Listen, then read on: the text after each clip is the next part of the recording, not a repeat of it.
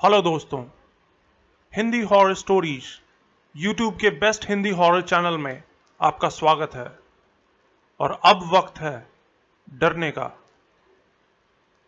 जिन या जिन्नात ये ऐसी एंटिटीज होती हैं जिनका जिक्र मुस्लिम कल्चर में बहुत सुनने को मिलता है। बताते हैं कि जिन बहुत ताकतवर होते हैं और इनको कभी मारा नहीं जा सकता। आप सिर्फ इनको दूर भगा सकते हैं, लेकिन वो भी हर किसी के बस की बात नहीं होती। इंसानों की ही तरह जिन्नात का भी अपना ही दिमाग होता है और इंसानों की तरह ये भी अच्छे और बुरे दोनों ही तरह के हो सकते हैं। वैसे तो ये शैतानों की तरह दिखते हैं, लेकिन ये किसी जानवर या फिर किसी इंसान के रूप में भी हमारे सामने आ सकते हैं। इस्लाम के हिसाब से इंसान जो कि मिट्टी के बने होते हैं, जिन जलती हुई धधकती आग से बने होते हैं। बताते हैं कि वैसे तो जिन्नात को इंसानों की बात मानने के लिए ही बनाया गया था, लेकिन इस बात से ये बहुत नाराज हो गए और इसी वजह से इंसानों को परेशान भी करते हैं। तो आज लेकर आया हूं जिन्नातों की 3 सच्ची कहानियां, जिनको सुनकर आप जरूर डर जाएंगे। कहानियां बिल्कुल वैसे ही बताऊंगा जैसी मुझे मिली हैं। तो हेडफोन्स लगाइए और मजा लीजिए इस जलती हुई आग का।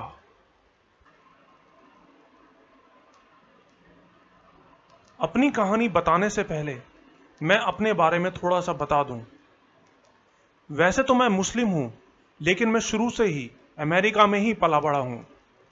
हमारी फैमिली बहुत साल पहले इराक से अमेरिका आ गई थी और यहां ज्यादातर लोग ऐसे हैं जो सुपर नेचुरल चीजों में यकीन नहीं करते। मेरा मानना है कि बच्चों के पास कोई ऐसी सेंस होती है जो कि बड़े होने पर या तो हम महसूस नहीं कर पाते या फिर हम इग्नोर करते हैं।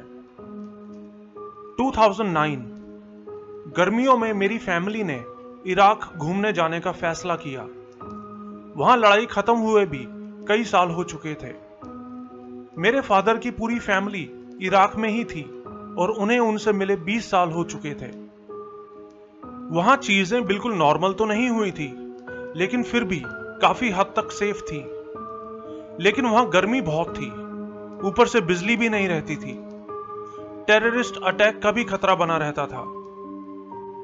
लेकिन फिर भी मैं बहुत एक्साइटेड था उस जगह को देखने के लिए जहां मैं पैदा हुआ था, वहां के कल्चर को देखने के लिए। एक रात हमारी पूरी फैमिली मेरी एक कजन के यहां गए उससे मिलने के लिए। वो हमारे घर से 2 गली छोड़ के तीसरी गली में रहती थी। मैं तब तक तैयार नहीं हुआ था, इसलिए मैंने अपने बाकी फैमिली मेंबर से बोला कि आप लोग निकल जाओ, मैं थोड़ी देर में पहुंच रहा हूं। मेरे साथ मेरे 2 और कजन्स भी थे। एक 4 साल का था और दूसरा मुश्किल से 2 साल का होगा, इसलिए मैं उसको गोद में ही लिए हुए था। ठीक हमारे घर के पीछे एक खाली पड़ा घर हुआ करता था। गांव के लोग उसे जिन घर के नाम से बोलते थे। सबका मानना था कि उस घर में जिन रहता है। बहुत सारे लोगों ने उस घर में रहने की कोशिश की, लेकिन हर बार या तो वो डर के वहां से भाग जाते या फिर उनके साथ कुछ बुरा, बहुत बुरा हो जाता।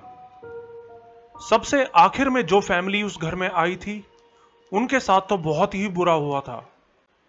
शुरू शुरू में तो बस छोटी मोटी अजीब सी चीजें हुई, जैसे कि सुबह जब वो उठते तो देखते कि टीवी उल्टा रखा हुआ है। फिर हर दूसरे दिन उनके घर का सामान, जैसे कि कुर्सी, टेबल, घर के बाहर रखा हुआ मिलता। उनके सबसे छोटे लड़के ने नींद में चलना शुरू कर दिया। मेरे कजन ने खुद उसको रात में नींद में बाहर चलते हुए देखा था।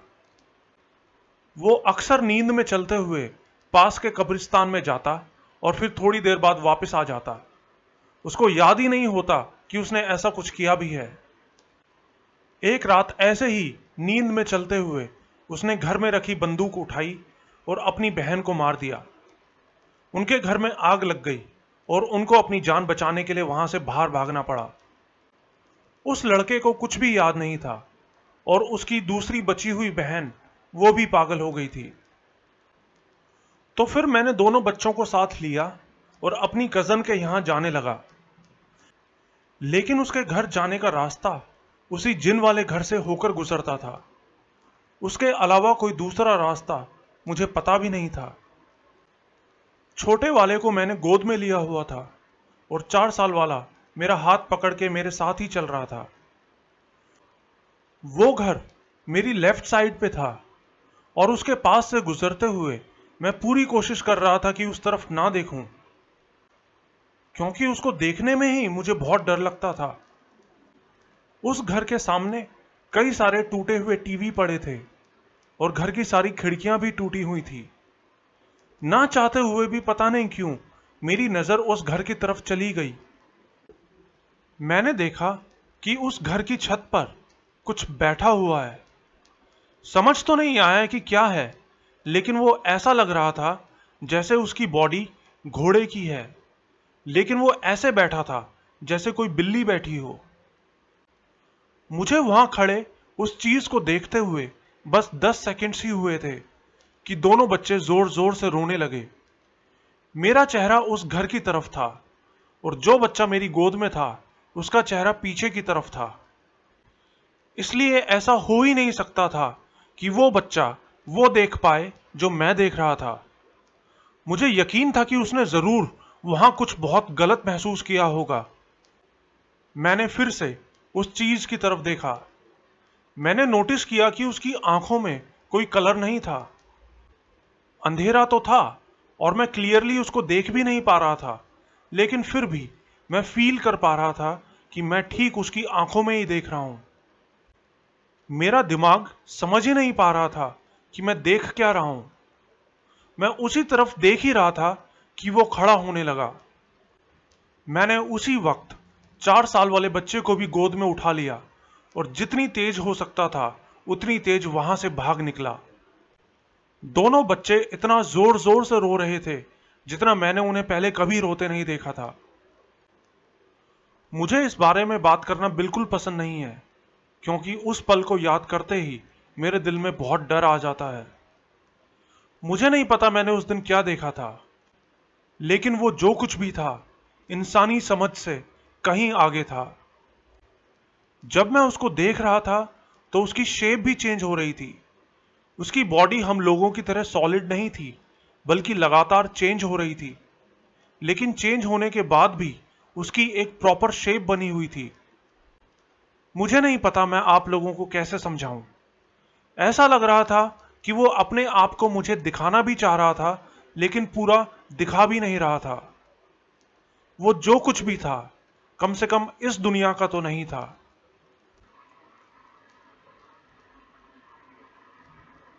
मैं अमेरिका में रहता हूं और जो कहानी मैं आपको बताने जा रहा हूं इसकी शुरुआत हुई थी साल 2002 में। तब मैं एक यूनिवर्सिटी में पढ़ा करता था और वहां पढ़ते हुए मुझे 3 महीने ही हुए थे।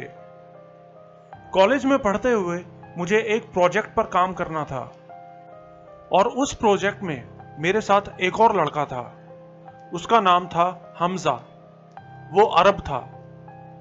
धीरे धीरे हमारी बात शुरू हुई तो उसने बताया कि वो मुस्लिम है। एक दिन जब हम दोनों एक साथ काम कर रहे थे तो मेरी नजर हॉल में खड़े एक दूसरे लड़के पर पड़ी। वो भी दिखने में अरब ही लग रहा था। मैंने हमजा से बोला, वो देखो, वो तुम्हारा दोस्त है क्या? हमजा मुड़ा और उस बंदे की तरफ देखा, लेकिन उसको देखते ही हमजा के चेहरे के एक्सप्रेशंस एकदम से बदल गए। कुछ सेकंड्स पहले तक उसके चेहरे पर मुस्कुराहट थी, लेकिन उसको देखते ही उसके चेहरे पर बहुत गुस्सा आ गया। हमारा कॉलेज बहुत बड़ा था और पूरी दुनिया से अलग अलग रिलीजन और कलर के स्टूडेंट्स वहां आके पढ़ते थे।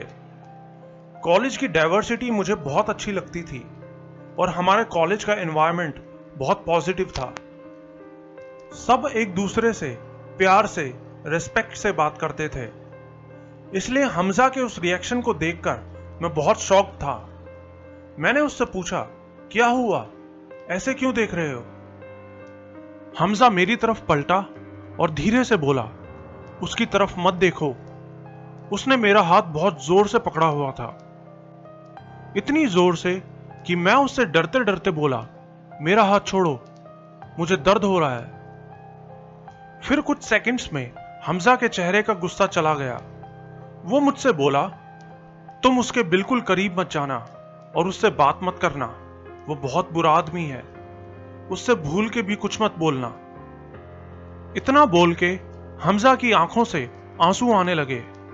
वो मुझसे माफी मांग रहा था अपने उस बिहेवियर के लिए।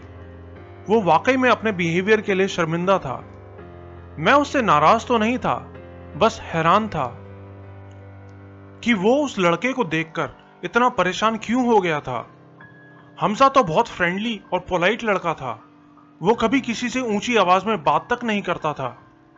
यहां तक कि अगर कभी किसी से बहस भी हो जाए तो भी वो बहुत प्यार से ही बात करता था। उसके बाद हमजा वहां से चला गया। लेकिन मैं बस ये जानना चाह रहा था कि उसको देख के उसे इतना गुस्सा आया क्यों। लेकिन उसके बाद मुझे हमजा से उस लड़के की बात करने में डर लग रहा था कि कहीं हमजा फिर से गुस्सा ना हो जाए। फिर कुछ दिन बाद मैं अपनी कॉलेज की कैंटीन में था और मुझे वही लड़का दिखाई दिया जिसके लिए हमजा ने मुझे वार्न किया था। मैं उस लड़के के बारे में जानने के लिए इतना बेताब था कि मैंने उससे बात करने का फैसला किया। हम दोनों कैंटीन से एक ही साथ बाहर निकल रहे थे। मैंने उससे टाइम पूछा, उसने बताया। फिर मैंने उससे पूछा कि वो कौन से कोर्स में है और फिर धीरे धीरे हमारी अच्छी बात होने लगी। शाम को जब मैं कॉलेज से निकल रहा था तो वो भी मुझे कॉलेज से निकलता हुआ मिल गया और हम एक साथ वहां से जाने लगे। और फिर हम इधर उधर की बातें करते हुए बाहर सड़क पर चलते हुए जाने लगे। बातों बातों में उसने मुझसे पूछा, तुम्हें काले जादू वगैरह के बारे में पता है क्या? मैंने कहा, मुझे तो बस मेरा एस्ट्रोलॉजिकल साइन पता है, इसके अलावा मुझे इन सब चीजों के बारे में कुछ नहीं पता। मेरी बात सुन के वो मुस्कुराने लगा। फिर हम अपने अपने रास्ते चले गए। अगले हफ्ते हमारी फिर से मुलाकात हुई और हम बातें करने लगे। उसका नाम अब्दुल था और वो भी मुस्लिम था, लेकिन उसने बताया कि वो अपने रिलीजन को नहीं मानता और उसे छोड़ चुका है। फिर उसी शाम हम दोनों एक साथ कॉलेज से बाहर जा रहे थे। अब्दुल ने पूछा, तुम्हें जिन के बारे में पता है क्या? मैंने तो वो वर्ड पहली बार सुना था। मैंने कहा, जिन तो नहीं, जीनी के बारे में जरूर सुना है, मूवीज में। फिर हम दोनों हंसने लगे। एक बार के लिए तो मुझे लगा कि कहीं वो नाराज ना हो जाए मेरी बात से कि मैं उसके रिलीजन का मजाक उड़ा रहा हूं, लेकिन उसके चेहरे पर हंसी थी। वो बोला कि जिन और जीनीज हकीकत में होते हैं और इसी दुनिया में रहते हैं। बातों बातों में हम उसके घर चले गए। उसके घर पहुंच के उसने मुझे चाय पिलाई और फिर वो एक दूसरे कमरे में चला गया और वहां से कुछ कैंडल्स और ब्लैक कलर की एक किताब लेकर आया। उस किताब पर अजीब अजीब से सिंबल्स बने थे। फिर उसने खिड़कियों पर पर्दा कर दिया और उस कमरे में अंधेरा हो गया। मैंने उससे पूछा, क्या कर रहे हो? उसने मुझसे वहीं टेबल पर बैठे रहने को बोला और बोला कि अभी मुझे कुछ दिखाई देगा। उसने वो किताब टेबल पर रखी और उस पर बड़े ध्यान से कैंडल्स खड़ी करके जलाईं और फिर वो कुछ चैंट करने लगा। मुझे समझ तो नहीं आ रहा था कि वो क्या चैंट कर रहा है, लेकिन वो शायद अरेबिक में कुछ बोल रहा था। मैंने उससे पूछा कि तुम क्या कर रहे हो? उसने बोला, रुको, अभी दिखाता हूं। फिर वो एक नाम को बार बार लेने लगा, ए मलिक, ए मलिक, ए मलिक। जैसे जैसे वो ये नाम लिए जा रहा था, मेरा सर भारी होने लगा। मुझे चक्कर से आते जा रहे थे। ऐसा लग रहा था कि मेरे चारों तरफ की हवा बहुत भारी हो गई है। और फिर मुझे मेरे सामने एक बहुत ही भारी आवाज सुनाई दी। मुझे पक्का यकीन है कि वो आवाज अब्दुल की नहीं थी, क्योंकि वो तो लगातार चैंट किए जा रहा था। मुझे ये तो नहीं पता उस आवाज ने मुझे क्या किया, लेकिन वो सुनते ही मेरा रोम रोम खड़ा हो गया। अब वो आवाज मुझ पे चिल्ला रही थी और डसने की आवाजें निकाल रही थी।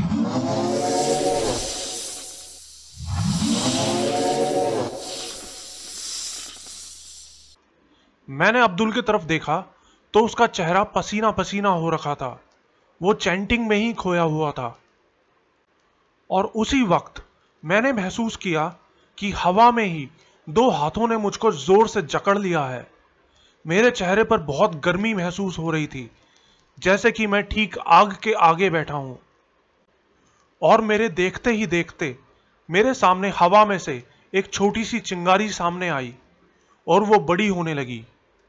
बड़ी होते हुए वो एक शेप बना रही थी और मेरे चारों तरफ की हवा किसी बवंडर की तरह मुझे चारों तरफ से लपेटे हुए थी। वो सब देख के मैं इतना डर गया कि डर के मारे चीखता हुआ वहां से उठ के भागने लगा।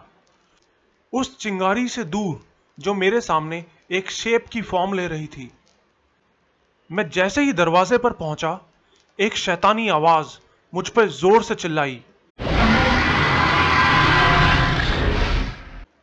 वो आवाज बिल्कुल शैतानी थी और वो पूरे कमरे में गूंजी थी। मैं दरवाजे का डोर नॉब खोलने की कोशिश कर रहा था, लेकिन वो खुल नहीं रहा था। इसी बीच मैंने महसूस किया कि मेरे चारों तरफ की हवा, जो बहुत भारी महसूस हो रही थी, वो अब नॉर्मल होती जा रही थी। वो अजीब अजीब सी आवाजें भी हल्की पड़ती चली गईं। अब्दुल मेरे पास आया और मुझसे बोला, अब यकीन आया तुम्हें?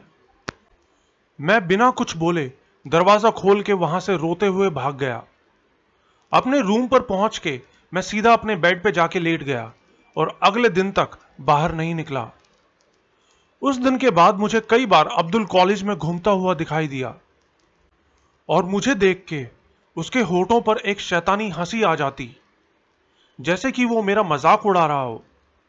उसने उस दिन मेरे सामने जिन को बुलाया था। मैंने बाद में इंटरनेट पर पढ़ा कि इस्लाम में जिन ऐसी रूहों को बोला जाता है जो कभी मर नहीं सकती। ये आग के बने होते हैं और शायद इसीलिए मुझे उस वक्त अपने चेहरे पर आग महसूस हुई थी। इंटरनेट पर पढ़ते हुए मुझे यह भी पता चला कि मालिक या मलिक वो जिन होते हैं जो कि नरक या जहन्नुम के गेट पर रहते हैं। अब्दुल ने मुझ पर ऐसे ही नरक के एक जिन को छोड़ा था और तब मुझे समझ आया कि क्यों हमजा ने मुझे उस दिन उस आदमी से दूर रहने को बोला था।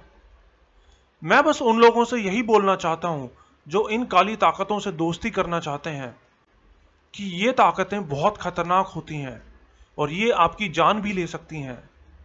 अब मैंने रेगुलर चर्च जाना शुरू कर दिया है और मैं जीसस मैरी से माफी मांगता हूं उन काली ताकतों के पास जाने के लिए। इतने साल बीत जाने के बाद भी मेरे दिल में आज भी डर है कि वो जिन फिर से आएगा मेरा नुकसान करने के लिए, लेकिन मुझे पूरा यकीन है कि जीसस क्राइस्ट मुझे बचाएंगे। अपने चेहरे पर जो आग मैंने उस दिन महसूस की थी, उससे मुझे उसकी ताकत का अंदाजा बहुत अच्छे से हो गया था। मैं जो कहानी आपको बताने जा रहा हूं, यह कहानी है तो बहुत पुरानी, लेकिन बिल्कुल सच्ची है और मेरे ही एक रिलेटिव के साथ हुई थी। उसको काली ताकतों से खेलने का बहुत शौक था और इस शौक की उसे बहुत भारी कीमत भी चुकानी पड़ी थी। मेरी बहन की शादी जिस घर में हुई थी, वहां उनकी एक आंटी को इन सब चीजों का बहुत शौक था जिनके बारे में कुरान में बताया गया है। ऐसी चीजें जिनको अगर ठीक तरीके से किया जाए तो वो आपको बहुत फायदा भी पहुंचा सकती हैं। इस्लाम की होली बुक्स में जिन को बुलाने और उसको अपना गुलाम बनाने का तरीका बताया हुआ है, लेकिन ये सब करना बहुत खतरनाक होता है, क्योंकि एक तो इसको करने वाले को ये सब अकेले में ही करना होता है और दूसरा ये कि ये दिन में नहीं होता। इसमें हर रोज कई कई घंटे बिताने होते हैं, कई दिनों तक। जिन्नात को उनकी दुनिया से यहां बुलाया जाना बिल्कुल पसंद नहीं होता, इसलिए वो उसको डराने की पूरी कोशिश करते हैं। और अगर ये सब करते हुए कोई इसे बीच में ही छोड़ दे तो या तो वो मर जाता है या फिर पागल हो जाता है। यहां तक कि अगर आपने सब कुछ ठीक भी किया है, फिर भी आपको हर एक चीज का बहुत ध्यान रखना पड़ता है, क्योंकि जिन अपने आप को आजाद करने के लिए आपको मार भी सकता है। इसके लिए आपको 5 वक्त नमाज पढ़नी होती है और अपने ऊपर पूरा कंट्रोल रखना पड़ता है। बदले में आप जिन से जो कुछ भी मांगेंगे वो आपको देगा, और जिन के मालिक को अपनी ताकत सिर्फ दूसरों के भले के लिए ही यूज करनी चाहिए। अब ये जो मेरे जीजा जी की आंटी की मैं बात कर रहा था, उनको इन सब चीजों में बहुत इंटरेस्ट था, और वो भी ऐसे ही जिनको काबू करना चाहती थी। ये 30-35 साल पहले की बात है, जब वो यंग थी। किसी को नहीं पता कि उनको ऐसा खतरनाक शौक अचानक से कैसे आ गया। जब वो ये सब कर रही थी, उन्होंने किसी को नहीं बताया, यहां तक कि अपने हस्बैंड को भी नहीं, क्योंकि वो उनको ऐसा करने से पक्का मना कर देते। अपने हस्बैंड के काम पर चले जाने के बाद वो डेली वो सब करती। शुरू के कुछ दिन तो सब कुछ ठीक रहा, लेकिन फिर धीरे धीरे उन्हें अपने चारों तरफ अजीब से साये दिखाई देने लगे। फुसफुसाने की आवाजें आने लगीं। उनके चारों तरफ अचानक से धुआं छा जाता। कमरे का टेम्परेचर एकदम से बदल जाता, या तो बहुत ज्यादा गर्म हो जाता या बहुत ज्यादा ठंडा। वो सब करते हुए वो इतना आगे निकल चुकी थी कि अब पीछे आने की कोई गुंजाइश नहीं थी। और तब उनके साथ और भी डरावनी चीजें पेश आने लगी। वो बताती कि उन्हें अपने चारों तरफ शैतानी परछाइयां घूमती हुई दिखाई देती हैं और उनकी डरावनी चीखें सुनाई देती हैं। शॉर्ट में बताऊं तो एक दिन वो सब इतना बढ़ गया कि वो सब करते करते बीच में ही वो बेहोश हो गई, और जिन को बुलाने की उनकी कोशिश बीच में ही टूट गई। इसके ठीक बाद उन्हें कई दिनों तक बहुत तेज बुखार रहा, इतना तेज कि वो बस मरते मरते ही बची थी। लेकिन ठीक होने के बाद भी वो पहली जैसी नहीं थी। पहले वो बहुत हंसमुख और खुशमिजाज थी, लेकिन बाद में वो हर वक्त चुप रहने लगी, बिल्कुल हंसती नहीं थी। अगर कहीं बैठी होती तो घंटों एक ही चीज की तरफ घूरती रहती। जब सब लोग एक साथ बैठे होते तो वो उन्हीं में से किसी को घूरती रहती।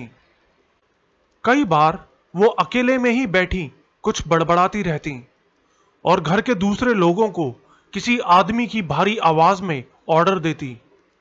ऐसा भी नहीं था कि वो आवाज बदलकर बोलती थी, वो उनकी आवाज थी ही नहीं।